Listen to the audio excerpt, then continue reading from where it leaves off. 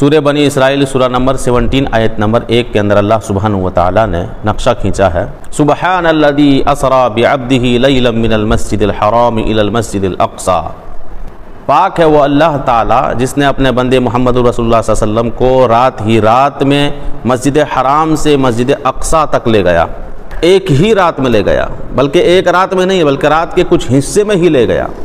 مسجد حرام سے مسجد اقصی 40 راتوں کا فاصلہ ہے۔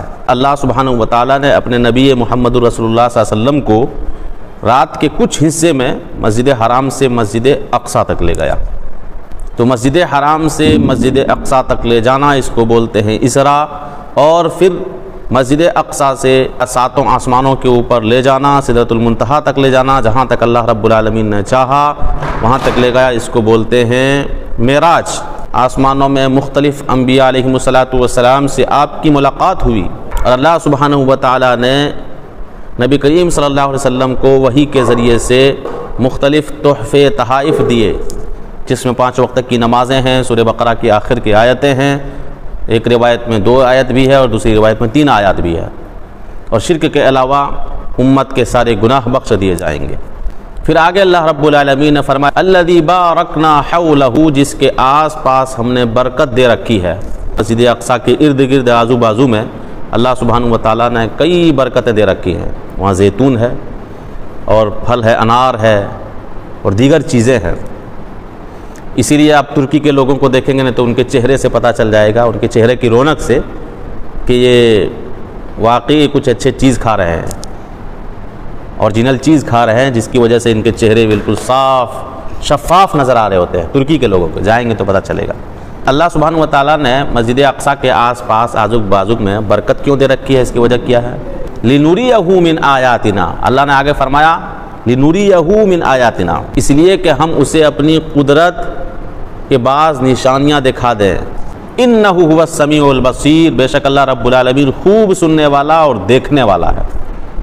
اللہ تعالیٰ جب چاہے، مطلب اللہ تعالیٰ ہمیشہ دیکھنے والا ہے اور سننے والا ہے، لیکن عام آدمی ہمیشہ سن نہیں سکتا، ہمیشہ دیکھ نہیں سکتا۔ کوئی سنائے تو سن سکتا ہے، کوئی دکھائے تو دیکھ سکتا ہے۔ تو اللہ سبحانہ وتعالیٰ نے اس مقدس سرزمین کے اندر بہت سی برکتیں رکھی ہیں اور بہت سی نشانیاں دکھلائی ہیں اپنے بندوں کو۔ پھر صحیح مسلم کے اندر حدیث موجود ہے، صحیح مسلم حدیث نمبر 1397، اور بخاری کے اندر حدیث نمبر ہے 1189 1189۔ حدیث کے راوی ہیں حضرت ابو ہریرہ رضی اللہ تعالیٰ عنہ، وہ بیان کرتے ہیں کہ اللہ کے نبی صلی اللہ علیہ وسلم نے ارشاد فرمایا، آپ نے فرمایا کہ 3 مساجد کی طرف ثواب کی نیت سے سفر کر سکتے ہیں۔ صرف اور صرف 3 مسجدیں دنیا میں ایسی ہیں کہ کوئی بھی شخص ثواب کی نیت سے سفر کر سکتا ہے۔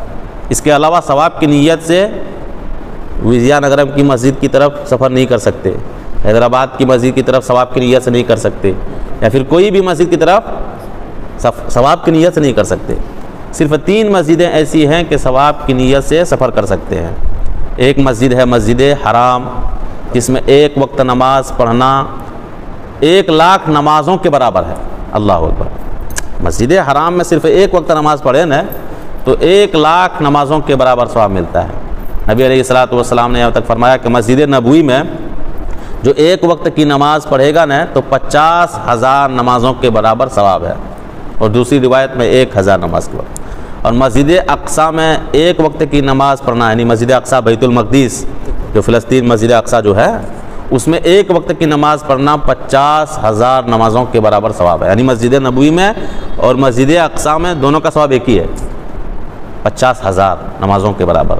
تو 3 مسجدیں ایسی ہیں، مسجد حرام، مسجد نبوی، مسجد اقصی، جس کی طرف ثواب کی نیت سے سفر کر سکتے ہیں۔ اس کے علاوہ کسی مسجد کی طرف، کسی قبر کی طرف، وعلیکم السلام کسی قبر کی طرف ثواب کی نیت سے سفر نہیں کر سکتے۔